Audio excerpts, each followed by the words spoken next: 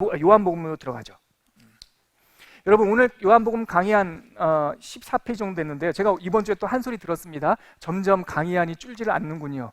제가 잘못하고 있다는 걸 또 깨달았어요. 이 강의안 쓰다 보니까 정말 충분히 쓰지도 못했어요. 쓰다 보니까 페이지는 점점 늘고 요번 요한복음 강의안은 썩 마음에 안 듭니다. 오타도 많을 거고요. 그래서 이거는 지금 덮을 거예요. 요한복음은요 하려고 하면 한도 끝도 없고요.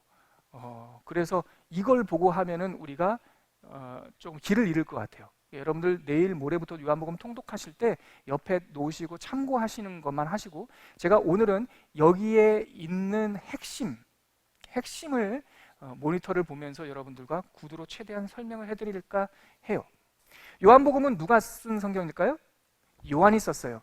요한이 여러 명 나와요. 세례 요한도 있고, 뭐 예수님의 형제 요한도 있고, 또 우리 야고보의 형제 사도 요한도 있고요. 요한복음 내에는 요한이 썼다라고 하는 말이 안 나와요. 그런데 요한복음 내에 자기를 감췄지만 드러내요. 마가복음에 배 혼이불을 입고 도망가는 어린아이 그 스케치처럼 요한복음 안에는 자기를, 이 복음서를 쓴 사람을 어떻게 기록하고 있냐면 주께서 사랑하신 자 이렇게 돼 있어요. 21장에 나와 있어요. 그 사랑하신 자가 이걸 썼다라고 요한복음 21장에 기록돼 있어요. 그 사랑하신 자가 누구냐면 예수님이세요. 요한이에요. 예수님께서 십자가에 달리실 때 요한을 바라보면서 어머니 마리아를 보면서 요한에게 네 어머니다 이렇게 얘기를 해요. 그래서 요한은 예수님께서 승천하신 이후에 마리아를 모시고 함께 평생 봉양하면서 살았어요. 이 요한이 기록한 성경은 요한복음과 요한 1서, 2서, 3서 이렇게 세 가지가 기록되어 있고 요한계시록까지 기록되어 있어요. 그래서 총 5권의 성경을 기록했는데 요한복음만 빼고 4개의 성경 안에는 나 요한, 장로 정확하게 되어 있어요. 특히 요한계시록에는 밤모섬에서 요한이 기록했다. 참음에 동참하는 자 나 요한이라고 정확하게 되어 있고, 문체를 보면은 요한복음까지 거의 비슷해요. 또 요한복음의 문체적 특징, 문학적 특징이 뭐냐면 어휘가 제일 작아요. 사복음서 중에서 사용된 어휘가 가장 적게 사용됐어요. 어휘를. 그런데 그 어휘의 특징이 굉장히 직관적이에요. 설명이 필요 없는 직관성. 예를 들어서 나는 빛이야, 설명할 필요 없어요. 딱 느낌. 나는 밥이야, 밥. 내가 빵이다 그 뜻이거든요. 나는 물이야, 나는 포도나무거든, 너희는 가지야. 설명할 필요가 없는 아주 직관적인 쉬운 단어로 많은 그 비유를, 상징을, 메시지를 담아내는 거예요. 요한이 살았던 땅은 여기가 예루살렘입니다. 여기가 잘 안 보이시죠? 이게 사해바다고 여기가 예루살렘이었습니다. 요한은요 예수님께서 승천하신 이후에 마리아를 모시고 여기 에베소, 지금 터키입니다. 터키 에베소에서 와서 목회를 했고 밤모섬에서 요한계시록을 쓰죠. 그래서 우리가 요한계시록에 나오는 7교회, 요한계시록의 수신자는 7교회예요. 저는 앞글자 따서 외우기 좋아하잖아요. 에서버두 사빌라. 좀 있으면 적응될 거예요. 에서버두 사빌라. 이 7개의 교회가 참 하나님 너무, 저는 성경 읽을 때마다 하나님께서 노목사에게 크게 기대 안 한다라고 하는 걸 느낀다고 했죠. 이게 순서대로 시계 반대 방향으로 있어요. 에서버두 사빌라. 에서부터 사빌라 7개 교회. 7개 교회는 요한 공동체라고 그래요. 요한이 목회했던 지역이에요. 그래서 제가 구글맵을 찾아봤어요. 여기 빨간 게 내년에 가기를 소원하는 밤모섬입니다. 여기서 이즈미르라고 되어 있는 게 지금 터키의 굉장히 큰 도시인데, 이게 서머나를 이 아랍어로 현대 아랍어로 발음하면 스미르나 서머나인데 이게 이즈미르라고 해요. 이게 서머나예요. 이 동네에 사셨어요. 여기가 밤모섬이고 여기가 예루살렘입니다.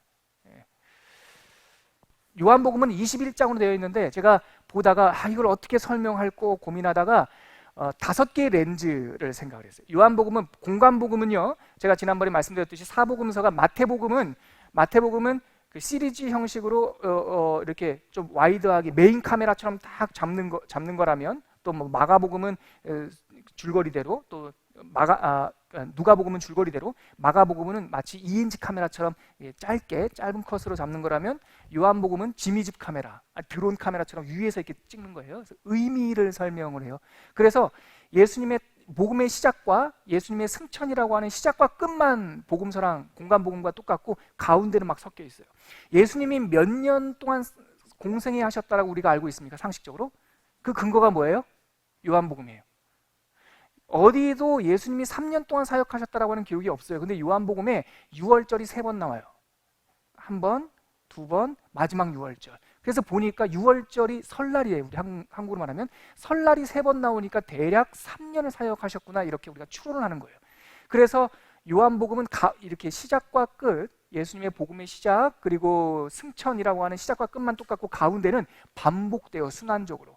그리고 이 안에 굉장히 아까도 말씀드렸듯이 상징적인 얼개들, 이 구조들이 되어 있어요.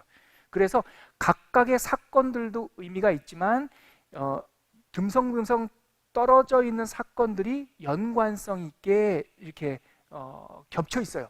그래서 마치 필름처럼 요한복음은 이 얇은 필름이 한 5장 정도 있다고 생각하시면 돼요. 이걸 레이어라고 하는데 창. 그래서 저는 이거를 렌즈라고 여러분들께 설명드려요. 첫 번째 요한복음을 보는 첫 번째 창은 요한복음 전체 창이에요. 전체 창. 이거는 요한복음 1장서부터 21장까지 바라보는 하나의 흐름인데 이거예요. 물이 막 움직여요. 1장서부터 7장까지예요. 이게 첫 번째 흐름이에요. 물. 좀 이따 제가 자세히 설명드릴게요. 신기합니다. 요한복음 전체 구조가 4마디로 나눠져요. 물이 막 치고요. 움직이고. 물이 끝난 다음에 빛이 막 메시지가 흘러가요. 빛이 끝난 다음에 성령 하나님에 대한 이야기가 막 나와요. 마지막 일주일. 성령 하나님이 끝난 다음에 보혈, 피 이야기가 쫙 나와요. 뭐라고요? 물, 빛. 근데 이 빛은 다른 말로 불이라고 그래요. 2000년 전은 불과 빛은 같은 거예요. 지금은 이런 전등이 있기 때문에 빛과 불이 다른 것처럼 우리는 흔히 느끼지만 옛날 사람은 야, 빛 좀 있어야 돼. 그럼 불 켜야 되는 거예요. 예? 그래서 물, 불, 성령, 피. 요한 1서에 보면은 증거하는 이가 셋 있으니 물과 성령과 피다. 요한의 용어예요. 누가 짜맞춘 것이 아니라 요한은 요한복음 내에서 물의 생수의 움직임, 하늘에서 물이 팍 쏟아져가지고 막 요동치는, 그 다음에 빛이 비추는, 그리고 성령께서 함께 이제 움직이기 시작하시는, 그러면 마지막에 보혈 쫙. 근데 생수, 빛, 성령, 보혈이 하나예요. 그분이 누구예요? 예수예요. 이게 요한복음 1장 로고스 찬미송이라고 하는 1절서부터 18절까지 태초에 말씀이 계시니라. 그 말씀이 하나님과 함께 계셨으니 그 말씀이 곧 하나님이라. 이 말씀이 육신이 되어 이 말씀 안에 생명이 있는데 이 생명이 곧 빛이다. 이 빛이 이 땅에 왔다. 어둠이 깨닫지 못한다. 그러나 이 빛을, 이 말씀을, 이 예수를 영접하는 자, 곧 그 이름을 믿는 자들에게는 하나님의 자녀가 되는 권세를 주셨다. 자녀, 피, 대부, 이게 다 들어있어요. 이게 첫 번째 가장 큰 창이에요. 근데 이 큰 창 안에 레이어, 작은 창이 4개가 있는데 첫 번째 어떤 창이냐면 예수님의 이름 7개가 나와요. 이 안에. 그래서 저는 이렇게 외워요. 떡, 빈, 문, 목, 부, 길, 포. 떡, 빈, 문, 목, 부, 길, 포. 좀 이따 말씀. 이거 예수님의 이름이에요. 출애굽기 3장 14절에 보면 하나님의 이름이 계시가 돼요. 그 이름 우리가 알고 있는 여호와, 원래 발음으로는 야훼에 가까워요. 근데 실제 정말 정확한 발음은 잘 몰라요. 왜냐하면 모음이 없어요. 자음만 써놨어요. 그래서 이스라엘 사람들은요, 그거를 이게 제가 칠판 있으면 쓸 텐데 여호와 이름 이렇게 자음만 이흐 이해, 이게 그 자음인데 이거를 써놓고 발음하지 않았어요. 써놓고 뭐라고 읽었냐면 아도나이 이렇게 읽었어요. 주님. 제 친구 중에 유대인 친구 있다고 그랬죠. 그 친구하고 저하고 이메일 하면요, 그 친구는 영어로 이제 하잖아요. 히브리어 제가 잘 못하니까.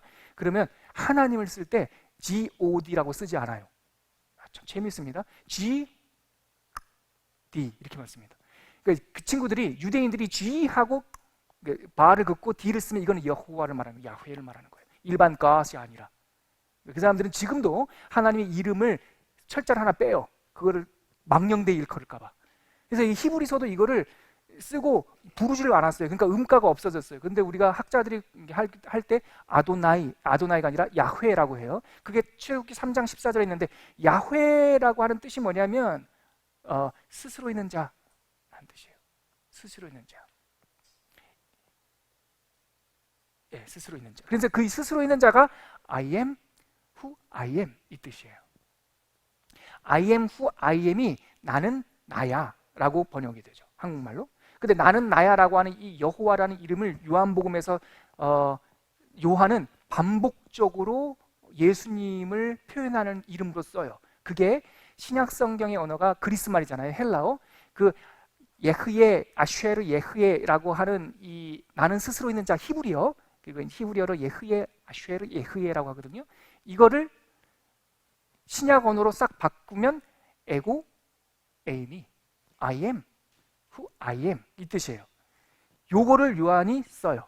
그러면서 보어적 용법 가운데다가 뭘 하나 넣어요. 그래서 I am 이거를 예수님께서 나는 생명의 떡이야, 에고 에이미가 있다고요. 나는 세상의 빛이야, 나는 선한 목자야, 나는 양의 문이야, 나는 포도나무야. 이게 에고 에이미예요. 유대인들 예수님의 율법, 그러니까 구약 성경 아는 사람들은 에고 에이미, 나는 뭐야라고 하는 거 딱 그 문장을 보면 직관적으로 그게 여호와 하나님의 이름을 소환하고 있다는 걸 알아요. 이것은 보어적 용법이고, 또 한 3번 나와요. 8장과 20장이 나오는데 그냥 I am, 그냥 에고 에이미 이렇게만 말씀하시는 게 있어요. 가운데 거 없이. 이걸 절대적 용법이라고 하는데, 이게 체포당하실 때 예수님 그 군병들이 와가지고 예수님을 잡으려고 하죠. 근데 어두워서 예수님인지 누군지를 몰라. 그래서 막 이렇게 헤매고 있으니까 예수님께서 물어요. 체포당하실 때 너 누구 찾니? 예수를 찾고 있어요. 그랬더니 예수께서 내가 그니라. 이게 헬라어로 에고 에이미, 예흐예 아쉐르 예흐예, I am who I am 하니까 그 잡으러 왔던 군병들이 그 힘없는 목수 앞에서 뒤로 확 물러가 땅에 확 엎드려요. 그 신적 장면이 요한복음에 기록되어 있어요. 그러니까 에고에임이라고 하는 것은 예수님의 어떠하심, 하나님으로서 예수님 메시아의 성품을 표현하는 7가지 이름이에요. 떡 빈문 목부 길포. 따라해 보시겠어요? 떡 빈문 목부 길포. 입에 착 붙기를 축복합니다. 두 번째 렌즈는 7가지 기적이 있어요. 요한복음에는 7가지의 이름이 있고 7가지의 기적이 있어요. 가왕배 오물신라. 저는 이렇게 외웠어요. 가왕배 오물신라. 가나 혼린 잔치, 왕의 신하의 아들 베데스다 연못에서 38년 된 병자를 고치고 오병 이어 그 다음에 무리를 걸으시고 실로암 날 때부터 못 보는 사람을 실로암 못에 가서 씻으라 해가지고 씻기고 9장에서, 그 다음에 나사로가 소생했어요 11장에서. 이게 있어요. 근데 요한복음은 이것을 기적, 이적이라는 단어로 쓰지 않아요. 세메이온, 그리스 말로 표적이라고 해요. 사인. 여러분, 기적은 현상이에요. 사인은 증거예요. 굉장히 중요한 겁니다. 여러분, 하나님이 그걸 이제 헬라어로 데오판이라고 그러거든요. 하나님께서 나타나셨다. 신현현 현상과 하나님의 임재는 다른 거예요. 비슷해 보이지만 신현현은 단회적이에요. 기대하지 않은 순간에 갑작스럽게 나타난 거고 놀라운 거예요. 구약은 신현현이에요. 그러나 신현현, 구약의 천사들과 떨기나무 불꽃 가운데서 나타났던 하나님이 신약에 오면 임마누엘이라는 이름을 주세요. 예수를 통해서. 임마누엘은 현현, 퍼포먼스, 나타남이 아니라 함께함이에요. 함께함. 임재라고요. 현현은 갑자기 일어나는 이벤트지만 임재는 늘 함께 있는 일상이에요. 표적이라는 것이 바로 그거예요. 어떤 것의 표적이냐? 하나님이 내가 너희와 지금 함께 있다라고 하는 표적이에요. 이게 7개가 나와요. 가왕배 오물신라. 두 번째 렌즈, 그러니까 전체로 나오는 3번째 렌즈. 4번째 렌즈는 절기가 나와요. 절기가 6번 나와요. 근데 6월절이 3번 나오고 6월절 아닌 게 3번 나와서 6번 나와요. 이 절기도 전체적인 흐름이에요. 왜냐하면 요한복음에서 요한은 상징적으로 절기를 다시 써요. 오병이어의 사건이 일어났던 날이 언제냐면 마태, 마가, 누가복음에는 시점을 얘기하고 있지 않지만 요한복음에는 그날이 유월절이었다라고 얘기해요. 유월절인데 유월절은 무슨 절기입니까? 유대인한테 유월절 뭐해? 여러분 추석 때 뭐 드십니까? 요즘에는 그것도 잘 안 드시죠? 마트 가시죠 그냥. 추석 때 뭐 드세요? 송편. 설날 때 뭐 드시죠? 유월절에 뭐 먹어요? 떡. 무교병. 그래서 무교절이라고 그래요. 유월절은 떡의 절기예요. 그런데 그 요한복음 6장에 보면 이래요. 떡이 없는지라. 백성들이 떡이 없는지라. 초막절은요, 추수감사절이기도 하지만 무슨 절기예요? 물의 절기예요. 물의 축제예요. 가을에 추수하고 초막 끝난 다음에 맨 마지막 초막절날 맨 끝날 대회는 실로암 못에 가서 물을 퍼가지고요, 제단 위에다가 물을 확 부어요. 두 가지가 있었어요. 하나는 사회적 의미, 1년 내내 제사를 드렸던 제단을 씻는 것도 있지만 상징적 의미, 제단은 하나님의 반석을 상징해요. 출애굽 때 반석은 예수님을 상징해요. 히브리서 반석에서 물이 흘러나왔다라고 출애굽기가 되어 있고 히브리서에는 그 반석이 곧 그리스도라고 말해요. 그래서 초막절에 실로암 물에서 물을 떠다가 이때는 남자고 여자고 다 허물어져요. 평소 때는 남자만 들어가요. 여자들은 여인의 뜰에 있어야 돼요. 아이들도 올 수 없어요. 그러나 초막절날, 그 추수감사절날 마지막 큰 날만 어린아이부터 시작해서 어른, 여자들까지 다 물을 한 동이씩 이고 와가지고요, 제단에다 물을 붓는 거예요. 그럼 제단에서 물이 차서 쫙 흘러 넘쳐요. 그런데 초막절날 예수는 그 사람들이 제단에 물을 붓는 그날 한 귀퉁이에 서가지고 누구든지 목마르거든 나에게로 와라. 나를 믿는 자는 성경의 이름처럼 그 배에서 생수의 강이 흘러넘치리라. 초막절인데 뭐가 없어요? 물이 없어요. 물이 없어요. 그러니까 이게 지금 또 안식일은 자유고 생명의 날인데 거기에 율법에 갖춰져 있어요. 근데 그 안식일을 다 고쳐주세요. 오순절 날은 성령이 임하시는 날이에요. 그렇죠? 근데 오순절 날에 어떤 일이 또 일어나요. 수전절도 그렇고. 오순절 날이 성령이 임하는 날, 이때 무슨 일이냐면 베데스다 연못가에서 예수가 그 사람을 찾아가서 묶여있던 그 38년 된 병자에게 일어나, 걸어가. 끝. 물이 아니라 그냥 말씀으로, 임재, 일어나, 걸어가. 이게 이 절기를 통해서 예수님께서 세상의 역사, 세상의 시간을 새로 쓰시는 그런 일들이 있습니다. 마지막 네 번째 렌즈는요, 12가지 특수 이야기. 이거는 신학적 의미라기보다 요한복음의 특성인데 마태, 마가, 누가복음에는 나오지 않지만 요한복음에만 나오는 12가지가 있어요. 이게 가니, 수왕배초, 간실라, 세보대. 가니, 수왕배초, 간실라, 세보대. 12개. 귀 있는 자는 듣고 마음 있는 자는 따라 할지어다. 저는 이거 그냥 다 외워요. 가니, 수왕배초, 간실라, 세보대. 장까지. 이것도 요거를 보면은 딱 아까 전체를 맨 처음에 뭐였죠? 물, 그 다음에 불, 빛, 그 다음에 성령, 그리고 피. 이 특수 기적도 이 네 가지 주제로 딱딱딱딱 나눠집니다. 갓나 혼인잔치, 물이 포도주 되죠.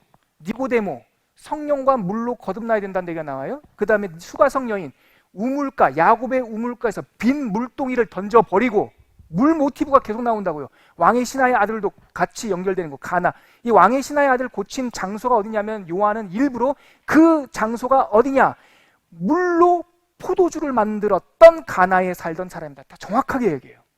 그리고 베데스다, 연못가, 물이 동하는 거. 그 다음에 초막절, 급기야 내게로 와서 마시라. 그 배에서 생수가 흘러넘치기라. 막 물이 막 요동쳐가지고 여기서 확 터져요. 초막절에 이게 물이에요, 물. 그 다음에 뭐예요? 빛. 초막절에 현장에서 가늠하다 잡혀온 여인이 와요. 그 여인의 사람들은 고소해요. 절차에서 예수님께서 그 사람들을 다 도망가고 여인과 예수님만 남아요. 그때 예수님께서 너를 고소하던 자가 어디 있느냐? 없습니다. 당신과 내만 남았습니다. 하셨을 때 예수님께서 이때 말씀하시는 게 나는 세상의 빛이니 나를 믿는 자는 더 이상 어두움에 다니지 아니하고. 이게 요한복음 8장 가늠한 여인 사건이 그거예요. 빛이에요, 빛. 실로암 뭐예요? 평생 못 봐. 씻었어. 빛을 봐요. 나사로는 뭐예요? 무덤에 있어요. 다쳤어요. 이미 죽었어요. 칠흑 같은 무덤이에요. 열어라, 나와라, 풀어라, 봐라. 이게 딱 나와요. 세족식 성령 하나님이에요. 보혜사, 대제사장 기도 다 성령이에요. 이게 끝난 다음에 보혈. 그래서 예수님이 순환당하실 때 마태, 마가, 누가 복음에는 예수님의 창을 누가 찔러서 여기서 물과 피가 나온다라는 기록이 없어요. 근데 요한복음만 예수님의 발을 꺾지 않고 창을 왜 6시간마다 죽지 않거든요. 건장한 사람들은 3일, 4일 걸려요. 근데 예수님께서 6시간 만에 숨을 거두시니까 진짜 죽었는지 확인하려고 원래는 뼈를 꺾어요. 근데 뼈를 꺾지 않았다고 그랬어요. 그 구약 성경에 뼈가 상하지 않았다는 구절을 응하기 위해서 이 창을 가진 군병이 예수님의 허리를 쿡 찔러요. 요한복음에만 나와요. 그랬더니 거기에 물과 피가 쏟아졌다라고 나와요. 이 구도예요. 물, 불, 빛, 성령, 피. 이게 요한복음을 보는 전체 5가지 렌즈예요. 이거 하시면 통독하실 때 길 안 잃어버려요. 자, 7가지 이름 그겁니다. 나는 생명의 떡이다. 떡, 빈문, 목부, 길포. 나는 생명의 떡이다. 이 사건이 있었던 게 바로 요한복음 6장 오병이어의 사건이에요. 그때 6월절이었는데 떡이 없어서 사람들이 기진하니까 예수님께서 그들에게 앉아라, 니네들이 줘라 그래요. 요한복음 한번 찾아볼까요? 그 장면을 읽으면서 여러분들이 이제 성경을 꽤 읽으셨기 때문에 어떤 느낌이 연상이 되는지 한번 우리가 요한복음 안으로 쏙 들어가 보죠. 먼저 요한복음 6장, 지금 이 내용입니다. 6장 같이 1절서부터 4절까지 읽어볼게요. 시작. 그 후에 예수께서 디베랴의 갈릴리 바다 건너편으로 가시매 큰 무리가 따르니 이는 병자들에게 행하시는 뭐를 보았습니다? 표적을, 사인을 보았음이로라. 예수께서 산에 오르사 제자들과 함께 거기에 앉으시니 이거는 요한복음에 나오는 거예요. 마침 유대인의 명절인 유월절이 가까웠다. 그랬는데 너희가 떡을 줘라. 아니 못합니다. 그러나서 10절 가시죠. 한 아이가 다 배고픈데 한 아이가 예수님의 허기진 거를 보는 거예요. 예수님의 허기진 거를. 그러나서 자기 도시락을 예수님께 갖고 왔어요. 이건 요한복음만 있습니다. 예수님께서 그 어린아이의 도시락을 받으시고 축복하시고 떼어 나눠주기 시작하시는 거죠. 근데 그때 떼어 나눠주시기 전에 10절에 보시면 같이 읽을게요. 10절 시작. 예수께서 이르시되 이 사람들로 앉게 하라 하시니 그곳에 잔디가 많은지라 사람들이 앉으니 수가 5,000명쯤 되었더라. 이 구절 배고파요? 기진해요? 앉게 하세요? 이 앉게 하신다는 것과 눕게 하신다는 게 같은 단어예요. 백성들을 앉게 하세요. 근데 거기에 뭐가 많아요? 잔디가 많아요. 또 한 번 요한은 강조해요. 그곳에 앉았더니. 구약성경의 시편 23편. 여호와는 나의 목자시니 내게 부족함이 없어라. 그가 나를 푸른 초장 쉴 만한 물가로 인도하신도다. 요한복음 시편 23편의 그러니까 행동설교세요. 앉게 하시고 나눠주시니 그들이 배불리 먹어요. 제 친구 크로니쉬라고 하는 유대인한테 샬롬이 뭐야? 샬롬이 뭐니? 유대인들이 느끼는. 친구가 눈을 감더니 야훼는 나의 목자이니 내게 부족함이 없어라. It's 샬롬. 이게 샬롬이래요. 지금 6장에서는 6월절 샬롬을 예수님께서 하시는 거죠. 그런데 이 얘기를 하고 났더니 사람들이 어려워해요. 그래서 이때서부터 사람들이 떡을 먹었으니까 좋아할 것 같죠? 떠나요. 왜냐하면 예수님께서 6장 41절 한번 보실래요? 6장 41절 같이 읽을게요. 시작.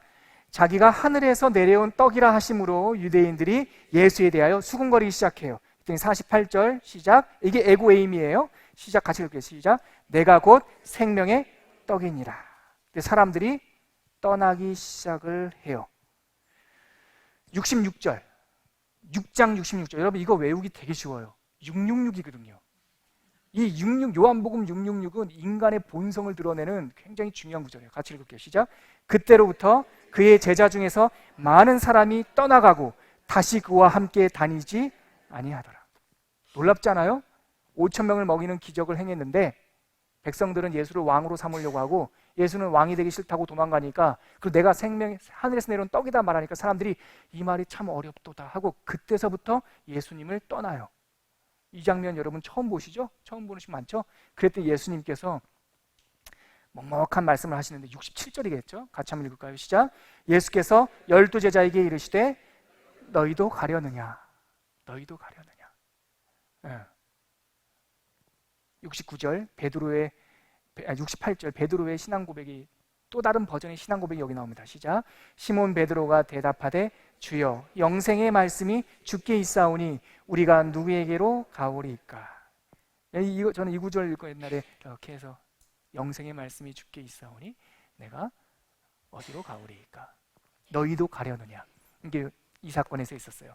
아까 말씀드렸듯이 세상의 빛은 빛, 어둠에 있었던 여인 누구입니까? 현장에서 가늠하다 잡혀온 여인. 제가 이거 다 하려면 정말 무궁무진한데 짧게만 얘기할게요. 그 여인은요 가늠하다 잡혀왔다고 그랬는데 불법이었어요. 그 여인을 고소하던 종교 전문가들은요, 아까 우리가 얘기했던 성령 회방죄 하던 욕 나올 뻔했어요. 자들이에요.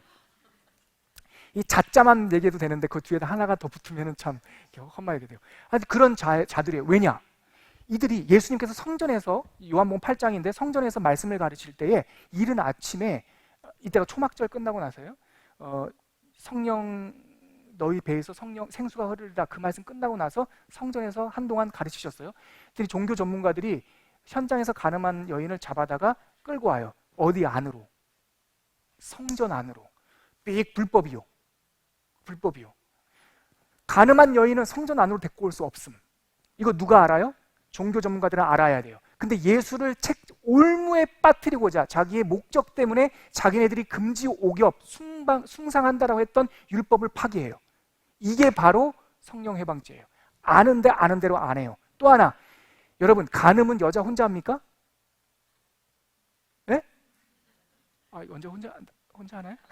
같이 짝이 있어야 될 거 아니에요. 그래서 신명기에 보면은 간음했으면, 현장에서 들켰으면 남자와 여자를 둘 다 잡아가야 돼요. 그리고 성전 안으로 데리고 오는 것이 아니라 성 밖으로 끌고 가서 그 증인을 세운 후에 돌로 치라고 돼 있어요. 그런데 이때는 여자만 데리고 와요.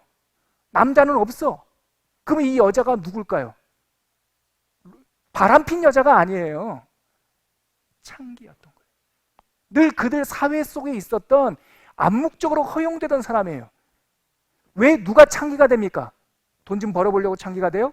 아니요. 그 시대에는요, 과부가 되거나 먹고 살 수 없는, 죽지 못해서 목숨이 참, 그래서 생계를 유지하기 위해서 여자가 갈 수 있는 최후의 길이었어요. 그러니까 암묵적으로 그냥 덮어뒀어요. 근데 예수를, 자기의 종교적인 대적이었던 예수를 잡기 위해서 그 여자를 아침부터 데리고 와요. 그런데 그냥 안 데리고 왔다고 됐어요. 때렸고 그 여자를 옷을 찢겼고 험하게 만들어서 예수님 앞에다 확 던져놓는 거예요.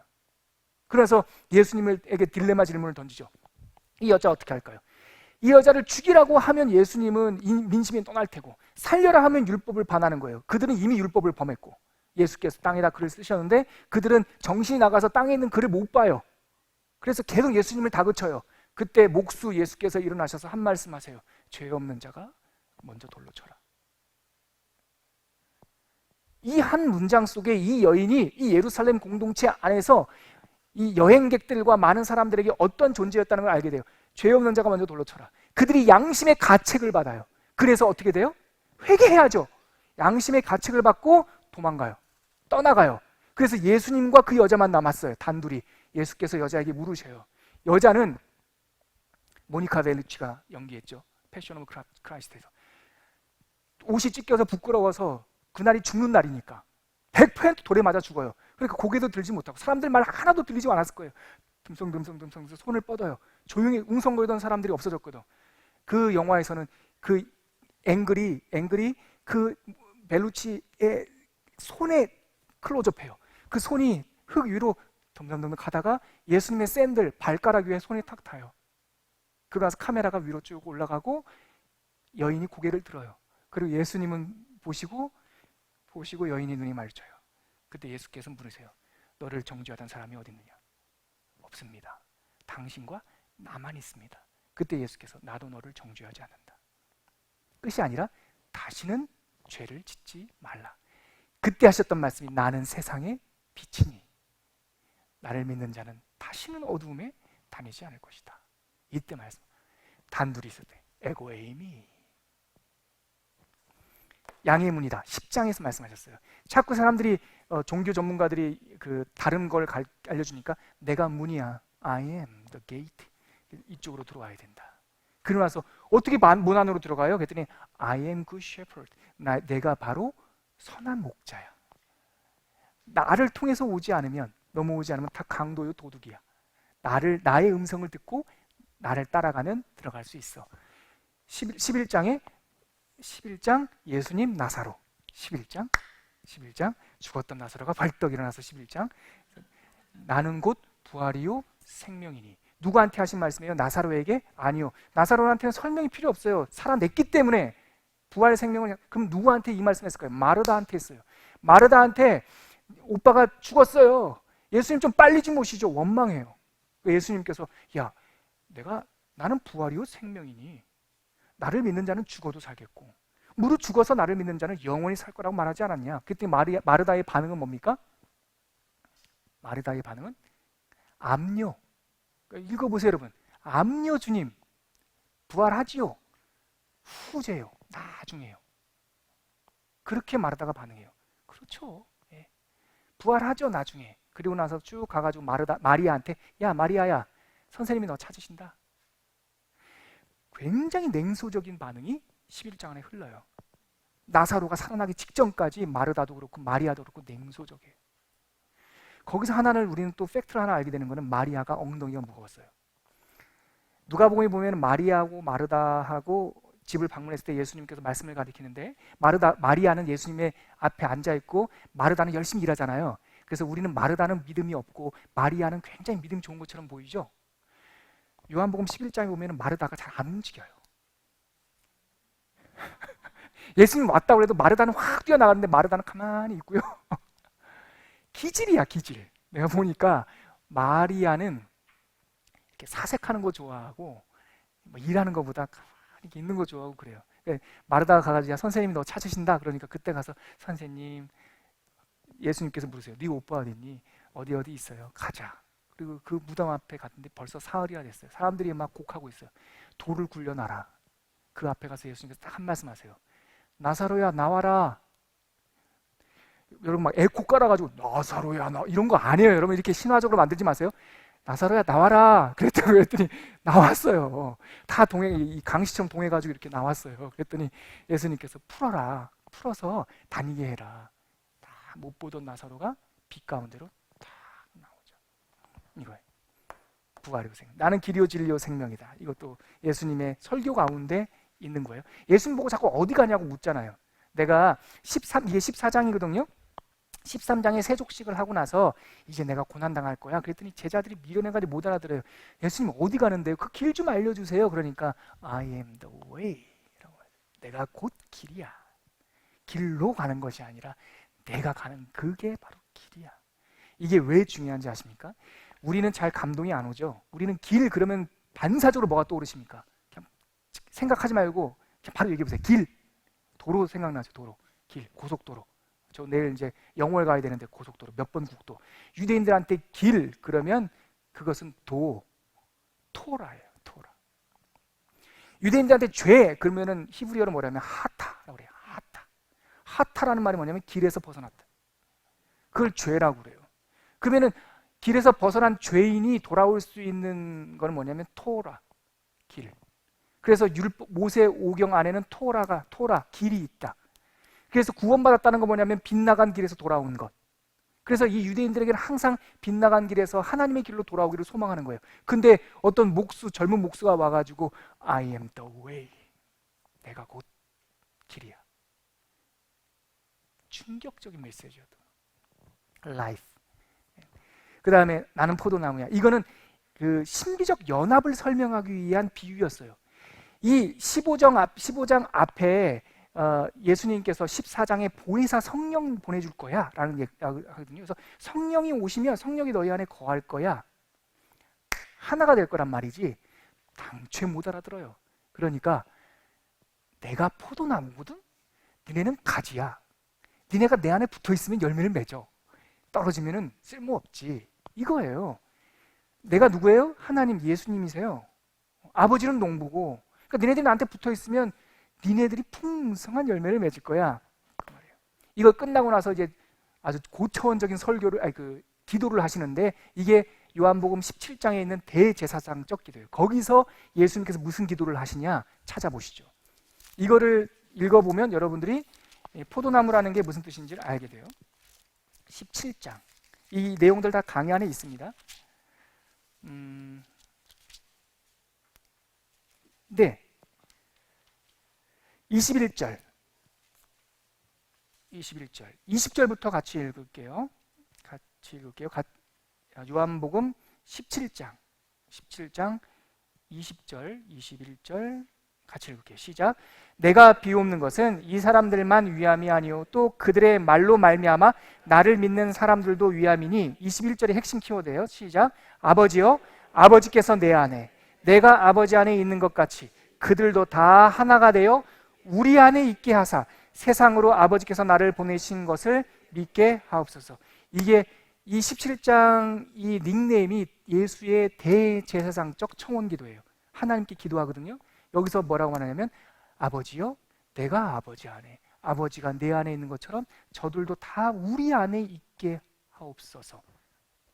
포도나무. 이것을 조직신학자들은 하나님과의 신비적 연합이라고 해요. 여기서 중요한 말씀 드릴게요. 여러분들 예수님 믿으시죠?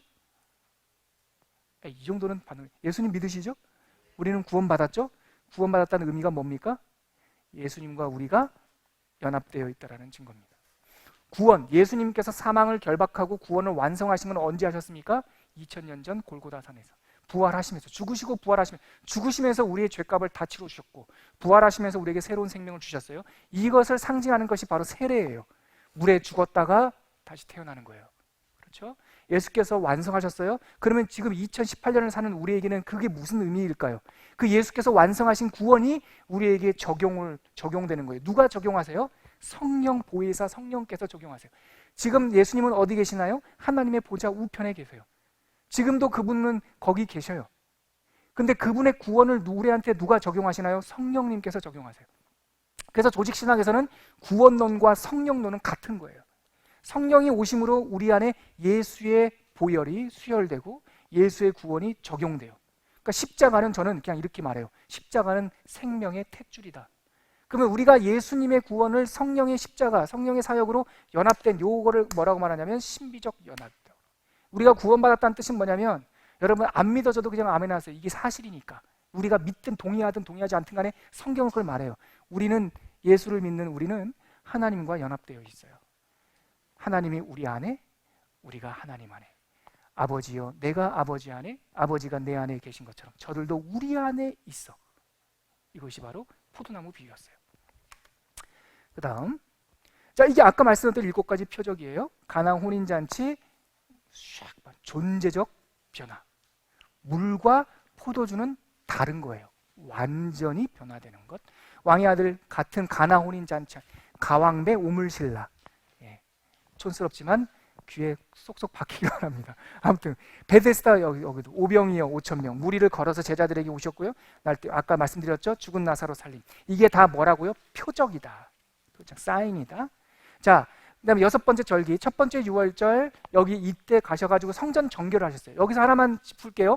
마태, 마가, 누가복음에는 성전 정결 사건이 후반부에 나와요. 요한복음에는 2장에 나와요. 1년차 때. 그러면 뭐가 맞나요? 어떤 학자들은 어떤 게 맞을까 고민해요. 고민할 거 없어요. 그랬죠? 내가 막 우리의 합리적 추론이 맞고 성경은 그냥 재료일 뿐이면 고민이 돼요. 그러나 정경적 양식 비평이라고 제가 여러분들에게 말씀드렸던, 우리가 성경을 보는 관점은 이게 맞아. 우리가 모를 뿐이야. 그런데 마태, 마가, 누가복음에는 3년차 때 성전 정결을 하셨고 요한복음에는 1년차 때 하셨다고 기록되어 있네. 요한이 요한복음을 기록할 때는 마태, 마가, 누가복음 다 가지고 있었어요.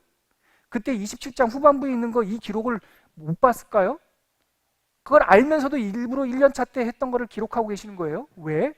어떻게 결론이 나오죠? 매번 그러셨어요. 올라가실 때마다, 그때마다 시장판이 되어 있는 성전을 보시면서 이렇게 한 거예요. 이러지 마. 막 속상하신 거예요. 2년차 때 가가지고 또 그래. 이러지 말라고. 3년차 때 가가지고 이러지 말란 말이야. 내 집은 기도하는 집이라고 매년 그렇게 예수님이 하셨던 거죠. 그리고 요한복음에는 그 후에 유대인의 명절, 근데 6월절 다음에 따라오는 명절은 아마도 오순절이에요. 이때 바로 베데스다 연못가에서 38년 된 병자를 고쳐요. 우리 그 장면 한번 가보시죠. 굉장히 간단합니다. 예수님께서 이 사람을 어떻게 고쳤을까요? 5장입니다. 자, 5장 펴놓고요. 저를 한번 보시죠. 제가 이 장면을 보여주기 위해서 지도를 하나 갖고 왔는데 여기요. 여기가 바로 베데스다 연못이에요. 여기가 성전이고요. 여기에 양문이 있습니다. 여기에. 그래서 예수님께서 이렇게 일부러, 원래는 일로 안 들어가요. 양문은 말 그대로 그 재물들이 들어가는 문이에요.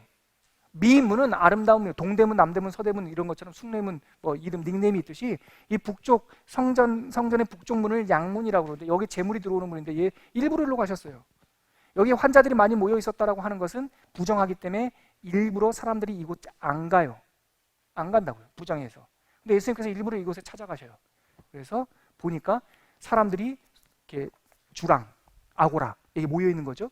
근데 거기에 신화가 있는 거예요. 뭐냐면 가끔 이 베데스다 연못이 간열천이었나 봐요. 이렇게 막 물이 확 쏟을 때가 있대요. 그때 선착순으로 빨리 들어가면 낫는다는 거예요. 이게 사람 잡는 거예요, 여러분. 이게 반복음적인 세상의 신화예요, 신화. 세상의 신화, 이 베데스다를 지배하고 있던 신화는 뭐냐면 가끔, 정해져 있지 않아요. 가끔 이거를 이제 심리학에서는 간헐적 강화라고 그래요. 어쩔 때는 잘해주다가 어쩔 때는 잘 못해주다가 어쩔 때는 칭찬하다가 똑같은 일을 했는데 어쩔 때는 막 저주하다가 사람이 미쳐요. 이거를 제일 능수능란하게 했던 사람이 실제 기록에 보면은 반 고흐가 이걸 잘했어요. 연애할 때 어쩔 때는 막 당신 막 화하게 극찬하다가 어쩔 때는 쌩하다가 또 어쩔 때는 막 극찬하다가 쌩하다가 막 잠수타고 이러면 어떻게 되냐면 그 여자가 그 남자에 묶여요. 간헐적 강화가 아주 지독한 거예요. 규칙적이지 않은 것. 가끔. 이게 세상 신화의 패턴입니다. 사람이 거기 지켜보고 있는 거예요. 집에도 못 가. 가끔이니까. 두 번째, 선착순이래. 빨리 가는 사람이 낫는다는 거야. 중증 환자는 빨리 갈 수가 없어요. 그러니까 가장 그것이 필요한 사람은 못 가. 이게 세상에 어그러진 신화예요. 그런데 그 앞에 다 있는 거죠. 서로 경쟁하면서 눈치 보면서 내가 쟤를 이겨야 되니까. 그런데 그 연못 이름이 뭐냐면 베데스다예요. 은혜의 집이야. 여기 또 한 번의 역설. 전혀 은혜롭지 않은데 은혜의 집이래. 거기에 예수님께서 오셨어요. 그 환자들 많은 곳에. 그러고 나서 한 사람과 눈을 마주쳤는데 그 사람은 38년 차 환자예요. 선착순으로 못 들어간 거야. 낫지 못하고. 만성질환자예요. 여러분 38년 동안 하나의 병을 이렇게 이고 살면 그 병이 자기의 인격이 돼요. 들러붙어서. 그래서 그 사람한테 예수님께서 딱 한마디 묻습니다. 5장 가보세요. 6절. 5장 6절 시작. 예수께서 그 누운 것을 보시고 병이 벌써 오랜 줄 아시고 이르시되 네가 낫고자 하느냐? 딱 한마디예요. 여러분 고개들 절 보세요. 예수님의 방법은 복잡하지 않습니다. 38년 동안 자기의 그 병 자체가 자기의 인격이 돼버린 사람들 굉장히 많아요. 제가 말한 건 육체적 병을 말하는 게 아니에요. 상처와 어떤 병이 자기 인격으로 들려붙어 있는 사람들 많다고요. 그에게 와서 예수님께서 딱 한마디, 네가 낫고자 하느냐? 그 사람이 뭐라고 말합니까? 바로 아까 제가 말씀드렸던 이 신화를 읊고 있는 거예요. 네, 예수님, 예 선생님, 여기에 물이 동한대요. 천사가 가끔 내려온다는 거죠. 그런데 거기에 먼저 들어가기만 하면 낫는다라는 거예요. 그런데 제가 중병이에요. 그래서 내가 저기 못 들어가요. 왜냐하면 나를 데려다 주는 사람이 없거든요. 남 탓, 사회 탓, 신화에 묶여가지고. 제 모습 보는 것 같아, 옛날에. 너 왜 그래? 쟤 가난하잖아요. 좀 못 배웠잖아요. 누가 나한테 그 키다리 아저씨 같은 사람이 저한테 안 나타나가지고요, 제가요. 예수님은 뭐라고 물었어요? 네가 낫고자 하느냐? 이 사람은 이유가 많아요. 신하와 남 탓이야. 네가 낫고자 하느냐? 집중하세요, 여러분. 낫고자 하는 딱 한마디예요. 38년이고 뭐고 선착순이고 신나고 다 필요 없어요. 낳고자 하느냐 한마디면 돼요. 네 하면 끝나는 거야. 근데 주저리 말아요. 그러니까 예수님께서 그 말을 듣고 나서 8절 보세요. 처방입니다. 같이 읽을게요. 시작. 예수께서 이르시되 일어나 네 자리를 들고 걸어가라. 저는 옛날에 이 말씀 읽다가 펑펑 울었어. 일어나 네 자리를 들고 걸어가라. 야 노병균, 너 남 핑계대지 마. 가난 핑계대지 마.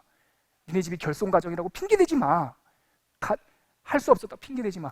노병균 일어나 네 자리를 들고 걸어가. 네 자리를 들고 걸어가. 이게 뭐 확 아멘. 아멘. 예, 주님 제 평생 사는 동안 내 자리 걸고 들고 걸어가겠습니다. 누구 핑계댈 거 없어요. 각자의 자리가 있어요. 저한테 오늘도 물어요. 예수님께서 노병균 너 낳고자 하냐? 네. 네 자리 들고 걸어가. 아멘. 일어나면 걷는 거예요. 일어나서 걸었어요. 갔어요. 베데스다 연못가. 그날이 무슨 날이었어요? 오순절. 오순절에 무슨 일이 있었어요? 성령 강림 사건. 오병이어가 두 번째, 그다음에 초막절, 아까 제가 말씀드렸던 생수의 강, 수전절. 이때가 수전절이 마카베오 때 성전을 깨끗하게 한 건데 그 수전절에 뭘 깨끗해 청소했다는 뜻이 아니라 그 안티오쿠스 에피파네스 4세가 셀류쿠스 왕조 아주 그 폭군이 예루살렘 성전에다가 제우스 신전 세워놨거든요. 그거를 167년에 세웠어요. BC. 근데 164년에 이거를 철폐하고 마카비라고 하는 사람이 그 성전을 예루살렘을 점령한 다음에 왕국을 세워요. 그게 하스모니안 왕국인데 그날을 기념하기 위해서 겨울에 12월 달에 수전절을 지었어요. 그러니까 제우스 신상 치우고 하나님께 봉헌했다는 날에 이 사람들이 성전이 우상이 돼버린 거예요. 제우스처럼. 이때 예수님께서 가셔서 내가 곧 하나님과 하나야. 내가 하나님이야. 하나님이 진짜 하나님이 성전에 오셨는데 사람들은 예수님을 밀어내요. 뒤집어 바꾸는 거예요. 세 번째 6월절 입성하시고 십자가. 아까 읽었던 거고요. 이게 흐르는 생수, 아까 제가 말씀드렸던 특수본문 중에 12가지 중에 하나, 둘, 셋, 넷, 다 6개 생수의 흐름이에요. 예? 요거 하나만 짚고 갑시다. 수가성에서 만난 여인, 사마리아 여인이에요. 남편이 5명 있었고 현재 사는 사람 빼고 6명째. 그래서 많은 사람들은 이 여인이 음탕한 여인이라고 해석을 하는데 아니요. 여자가 이혼할 권한이 없어요. 이 당시에. 그러면은 6번째 남자랑 살고 있는 이 여인은 어떤 거예요? 6번째 버림받은 거예요. 5번 버림받은 거예요. 그런데 결혼한 지 남자를 6명 만날 정도면 시간이 꽤나 흘렀겠죠. 그러면 적어도 20대 후반이에요. 이 당시에 20대 후반 여자는 물 안 길러요.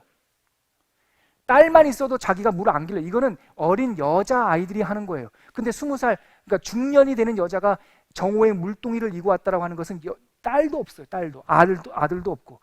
합법적으로 불구자도 아닌데 계속 5번, 6번 버림받았다라고 하는 것은 가능성 거의 하나예요. 음행? 아니요. 죽어요. 버림받지 않는 거예요. 살면서 5번 버림받았다? 불임이에요. 이 여자. 버림받은 거예요. 불임한 여자는 한나의 고백처럼 하나님께 저주받았다는 반증이었기 때문에 합법적으로 버릴 수 있었어요. 그러니까 아들도 없고 딸도 없고 중년의 여자가 물동이 메고 와요. 그때 예수님께서 이 여자가 놀라서 도망갈까 봐 제자들을 다 다른 곳 보내놓고 혼자 기다리셔요. 혼자. 일부러 야곱의 우물가에. 그리고 물 좀 다오. 놀래가지고 당신이 행색을 보니 유대인인데 어떻게 나를 상대해 줍니까? 너한테 물을 달라는 내가 누구인 줄 알았더라면 네가 나에게 생수를 구하였을 것이다. 그랬더니 이 여인이 생수를 주십시오 라고 말하는 거예요. 그랬더니 예수님께 이 여자에게 남편 데리고 와. 5명 있었는데요. 다 내 남편 아니고 지금 사는 사람도 내 남편 아닙니다. 그랬더니 이 여인 마음속에서 답답한 게 나오는 거예요. 예수님, 선생님, 당신은 선지자 같은데 내가 질문 하나 있어요. 우리 사마리아 사는 사람들은 예배를 그리심산에서 드리자고 하고 유대인들 당신들은 예루살렘에서 드리라고 하는데 예배 어디서 드립니까? 근데 이게 절절한 그 질문이에요. 왜냐하면 사마리아라고 해도 거기 못 가, 이 여자는. 그 부정한 여인이어서. 예루살렘이라도 못 가. 근데 왜 이 말을 해요? 이 여자는 예배를 드릴 수 없는 낙인, 주홍글씨가 찍힌 여자예요. 근데 이 여자에게는 예배가 드리고 싶은 거예요. 희년, 사죄를 받고 싶은 거예요. 이미 낙인이 찍혔는데 예배를 갈망하고 있는 거예요. 그때 예수님께서 그 여인에게 여기라고 해도 못 가고 저기다라 해도 못 가는 여인에게 예배를 신령과 진정으로 예배할 때가 있나니 바로 이때다. now 지금. 그랬더니 여인이 그 속에서 무의식 깊은 속에 감춰져 있던 질문이 드디어 나와요. 제가 알기로는 기름 부음 받은 자 메시아가 온다고 들었어요. 그분이 오시면 다 리셋해 주신대요. 저희 이 굴곡진 인생도 새로 해주신대요. 그분은 언제 와요? 메시아 언제 와요? 예수께서 그 여인을 바라보시고 에고에이미, 내가 곧 그니라. 그 여인이 물동이를 버려두고 자기를 낙인 찍었던 사마리아 성으로 들어가서 내가 메시아를 만났다. 메시아를 만났다. 즉각적이죠. 내가 곧 그니라. 그 여자에게 희년이 선포됐고 텅 빈 물동이, 근데 그 야곱의 우물이 또 말랐잖아. 말랐어요. 이거 정오에 메고 와도 물 못 길어. 허무한 인생 스토리. 그 여인이 와도 할 수 없는. 근데 왜 정오에 이거 메고 왔을 거예요? 남편이 이 망할 여인아 나가서 일 좀 해 그랬지 않았겠어요? 그러니까 이 빈 물동이, 떠갈 수도 없는 물동이 메고 왔는데 예수 만나고 이걸 여러분들 머리 위에도 물동이 하나씩 있잖아요. 집어 던지는 거죠. 빛, 아까 말씀했죠? 빛. 아까 말씀드렸던 성령, 제자, 발을 씻기신. 그래서 왜 발을 씻기신과 성령이 관계되냐? 성령의 닉네임이 뭐냐면 파라클레이토스, 카운셀러. 성령이 우리에게 오시면 우리를 주장하는 것이 아니라 우리를 섬겨요. 그래서 예수님의 성령 이야기를 보면 예수님은, 성령 하나님은 우리의 머리 위에, 우리 아래, 발 아래, 우리 옆에, 우리 안에, 우리 둘레에. 이게 마틴 루터가 했던 말입니다. 성령은 우리에게 어떻게 임재하시냐? 우리의 위에, 우리의 앞에, 우리 아래, 우리 둘레에, 우리 안에, 우리 제3위 하나님 성령 하나님께서 늘 우리와 함께 하심. 그 내용이 쭉 나오고요. 아까 말씀드렸던 5개의 창. 내일 끝나고 모레서부터 요한복음 읽으실 때 양에 집중하지 마시고 내용 하나하나 보시면 그 사이에 기가 막힌 그런 상징들과 감동들이 있습니다. 아까 제가 읽었던 어느 장면 한 구절 읽고 우리 기도할까요? 저는 수가성 여인 생각했는데 생수의 강 읽고 기도할게요. 요한복음 7장입니다.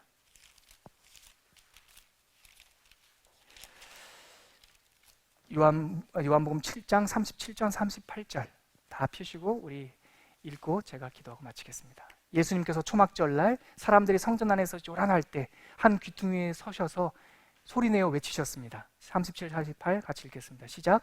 명절 끝날 곧 큰 날에 예수께서 서서 외쳐 이르시되 누구든지 목마르거든 내게로 와서 마시라.